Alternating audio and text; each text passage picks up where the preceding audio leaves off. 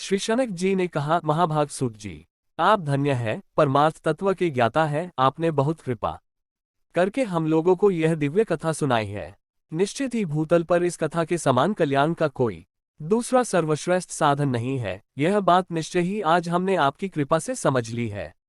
सूत जी, कलयुग में इन कथाओं के द्वारा कौन कौन से पापी शुद्ध होते हैं, उनका कृपा पूर्वक वर्णन कीजिए एवं इस जगत को कृतार्थ कीजिए।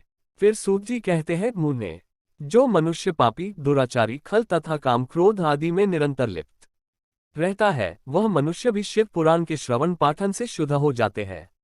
इसी विषय में जानकर मुनि इस प्राचीन इतिहास का उदाहरण दिया करते हैं, जिसके श्रवण मात्र से संपूर्ण पापों का नाश हो जाता है। प्राचीन काल की बात है, कहीं किरातों के नगर में एक देवराज नामक ब्राह्मण रहता था।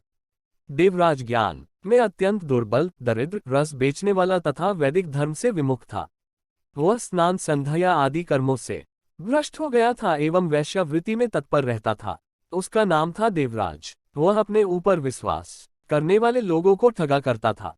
उसने ब्राह्मणों, क्षत्रियों, वैश्यों, शूद्र तथा दूसरों को भी अपने बहानों से मारकर उन सब का धन हड़प लिया था, परंतु उस पापी का थोड़ा सा भी धन धर्म के काम में नहीं लगा। वह वेश्यागामी तथा सब प्रकार के आचरण से आचार भ्रष्ट था।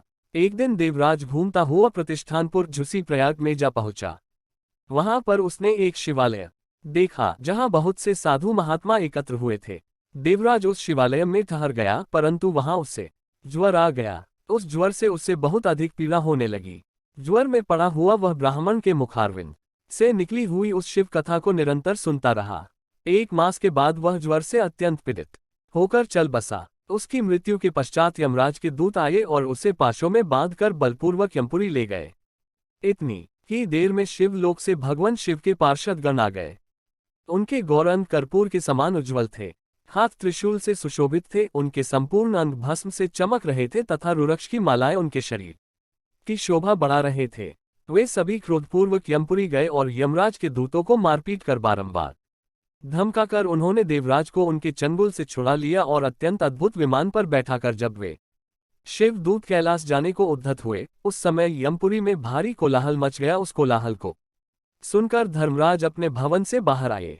साक्षात दूसरे रुद्रों के समान प्रतीत होने वाले उन चारों दूतों को देखकर धर्मज्ञ धर्मराज ने उनका विधिपूर्वक पूजन किया और अपनी ज्ञान दृष्टि से बस देखकर ही सारा वृतांत जान लिया।